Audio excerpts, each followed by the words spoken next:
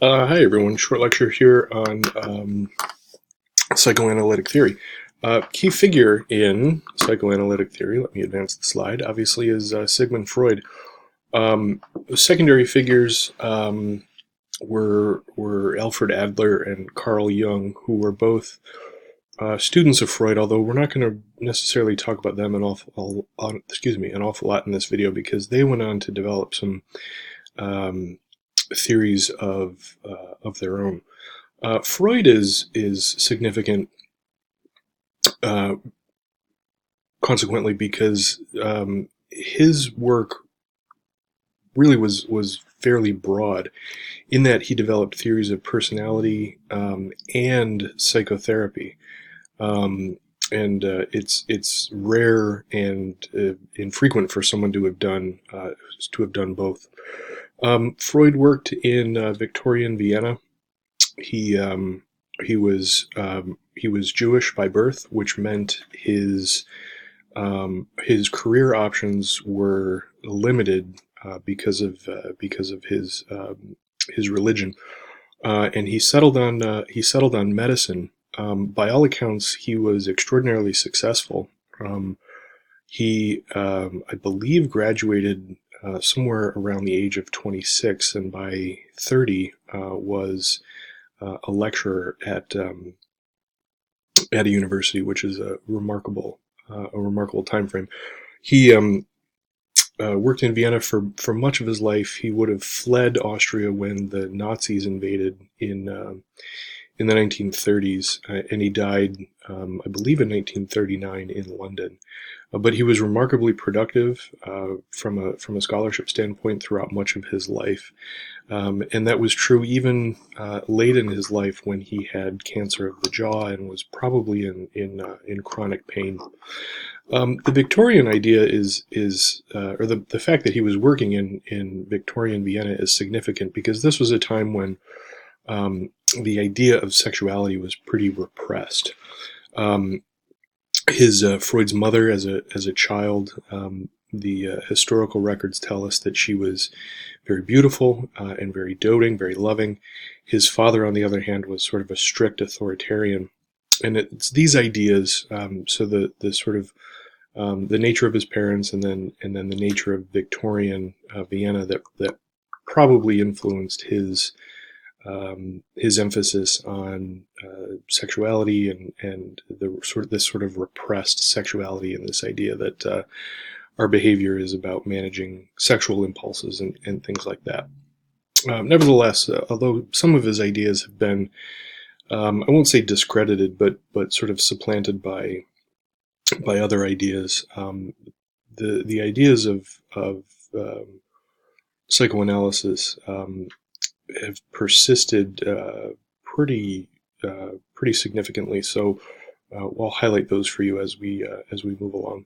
A couple of pictures real quick. Let me just move myself. Freud, obviously, in the top left. I have a map of where Vienna is in present-day Austria.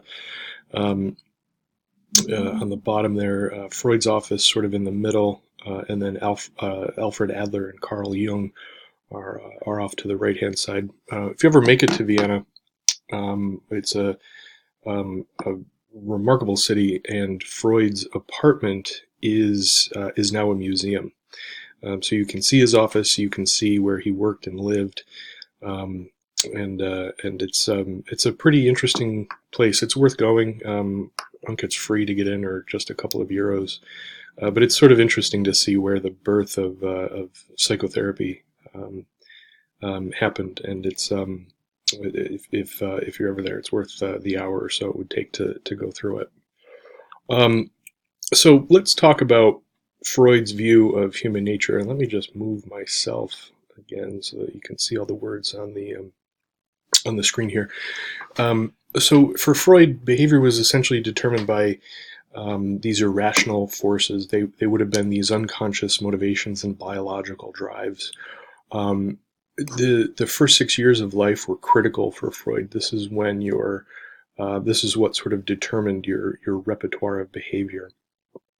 From birth through age 6, your choices are made by instinct. We'll talk about that more here in a second, but really your decisions after that become really about choices. And it was, in Freud's view, at least at around age 6, that you start to be able to control some of these biological instincts, biological imperatives that we experience. So Freud, one of the many terms that he coined was libido, and although libido has come to have a certain connotation with sexual energy, and it did for Freud when he first coined it, he really meant libido as this idea of life instincts, and it's life instincts that not only influence sexual impulses and sexual behavior, but also things that are sort of broader than that. So libido was really about growth and development and creativity, all of these things that a person needed to feel sort of satisfaction. Nevertheless, Freud had essentially what's known as a deterministic view of human nature. He thought human nature was fixed, so our personality was fixed. We couldn't really change who we are, and it was determined by these things. Essentially, our early life experiences are what determined our nature. And so, if you had sort of toxicity in your early life experiences, you were sort of destined to have problems later on in life. And that's really where his psychotherapy came in. So Freud saw the personality as consisting of 3 components: the id, the ego, and the superego. The id was sort of a largely unconscious and illogical and amoral component of personality. This is what drives us to eat and reproduce and feel satisfied, feel safe, feel warm, that kind of thing. The ego is really the seat of our rationality. That's the psychological component. The ego mediates the id, the instinctual part of us, and the surrounding environment. It helps us to control some of those impulses that we might feel, say to just take something and eat it without paying for it, or do other things that would sort of be socially inappropriate. The superego is sort of our moral center. That's the social component. So that's the part of us that punishes the self for acting inappropriately, or rewards the self for acting appropriately. Freud would have seen things like punishment as guilt, or self-doubt, self-loathing. He would have seen things like rewards as feeling satisfaction or happy, that kind of thing. Freud also developed a number of other sort of key concepts that persist in psychotherapy and sort of counseling more general. He developed this idea of consciousness and unconsciousness. And obviously the id would exist in the unconscious place, and then the ego and superego would exist in the conscious place. He would have seen things that come from the unconscious as sort of representative of certain desires that we have that we might not actually voice because of the role that the ego places. So this idea of a Freudian slip, for example, is an unconscious thing that sort of bubbles up to the top. Although the idea of a Freudian slip is generally been discredited, Freud would have seen that as the unconscious sort of coming to light, and the fact that it's representative of our true desires. Freud also developed the idea of anxiety, which is not sort of a clinical term as we think of it right now, but it's a state of tension that motivates us to do something, oftentimes to relieve or release that state of tension. So for Freud, not all anxiety would have been bad. Again, this isn't a clinical term. This is just probably probably the best analog to modern day would be stress. Stress is not always bad.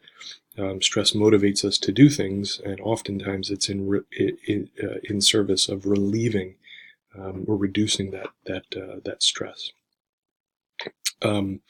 Freud also developed about 10 or so ego defense mechanisms, which are probably one of the things that's persisted most in the therapeutic world. And I'm just going to name them here. I won't discuss them, but they're repression, denial, reaction formation, projection, displacement, rationalization, sublimation, regression, introjection, identification, and compensation. And ego defense mechanisms, the broad idea of them, note that they're ego defense mechanisms, not superego defense mechanisms. But the broad idea of an ego defense mechanism is that these are sort of intellectual and emotional processes that people go through in order to maintain the intactness of their ego, in order to prevent their sort of egos from being damaged. Remember, the ego,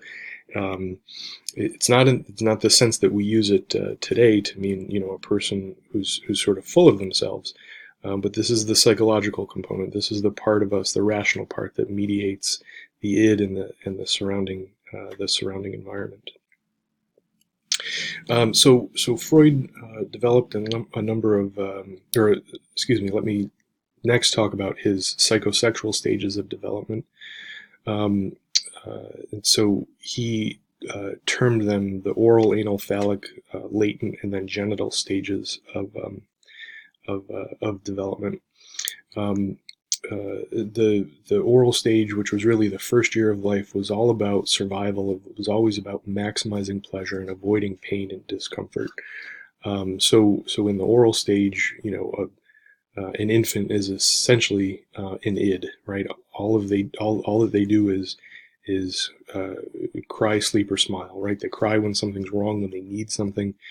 They smile when there's pleasure, and then they sleep when there's neither of those two things. The anal stage is from the first year of life through about the third stage of life, this is really about learning independence and accepting the fact that we have power to sort of move around in our environment. And then in the phallic stage, that was really development of the ego, and healthy development of the ego, which again is learning to control the impulses of the id, learning which impulses are one is allowed to act on, and repressing or doing something else to manage the impulses of the id that would be inappropriate to act on. And then in the latent and genital stages, that's really about this superego that's developing and then satisfying, sort of this idea of the superego. Freud would have located the Oedipal and Electra complexes, which we'll talk about in a second, in the phallic stage. And he had, and I know the reading talks about these. There's a rationale for why they were termed oral, anal, phallic, latent, and genital stages. I've chosen to sort of ignore those in this video, and really to talk about sort of the ideas of the psychosexual stages that have persisted. Freud's fixation on the mouth and the anus, and then genitals are reasons why he named them oral, anal, phallic, latent, and so on and so forth. And those are the things, like I said, that have largely been supplanted by other theories of human development, including by his students, like Alfred Adler, who went on to sort of articulate a much more detailed and nuanced view of human development. So a couple of criticisms of psychosexual theory of development. It was really based on Freud's own experiences.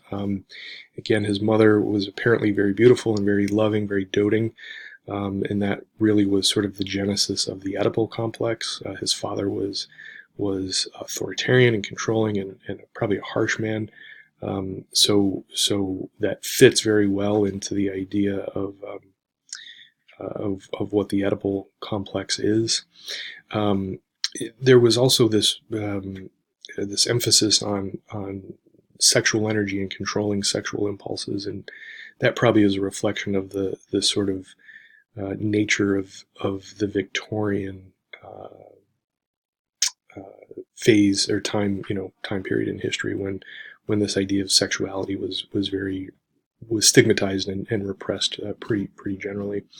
I'm not going to talk about the Oedipal and Electra complexes. You're welcome to get in contact with me if you have questions, but they're far from universal ideas, and probably don't have a whole lot of validity to them. And in general, the psychosexual stages of development are pretty reductionist. Our human nature is probably malleable to some degree. It's not deterministic. It's not determined by these things and fixed, like Freud thought they were. And then lastly, although our childhoods are important periods of development, blaming our current problems exclusively on them is probably insufficient. We generally have a more complex view of problems at this point. So Freud would have thought that mental health problems come from the overuse of ego defense mechanisms. He would have thought that mental health problems come from unresolved psychosexual stages of development, and then early childhood dysfunction. He also coined the terms psychosis and neurosis, and obviously psychosis is a term that persists to this day, and something that we know is associated with a pretty severe degree of impairment and probably some magical thinking. But psychosis is this first bullet point here, which is a severe loss of contact with reality. Like I said, that's often magical thinking. People think that the government is following them, or there's voices on the radio, instructions coming through the radio or television or something like that are specifically for them. Neurosis is again a term that you hear occasionally, but has largely been supplanted by other, probably more appropriate terms.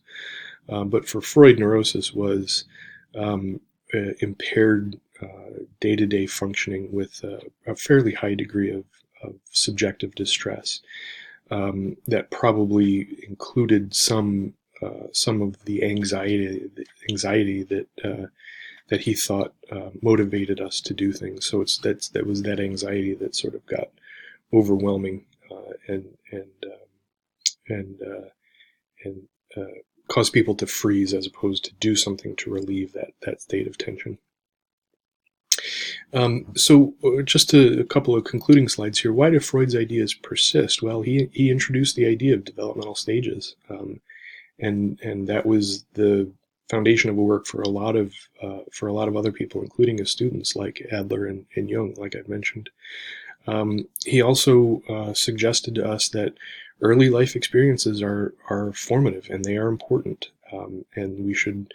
Although he didn't say this, that led to the idea that we should protect childhood and we should view it as sort of a special time in a person's life.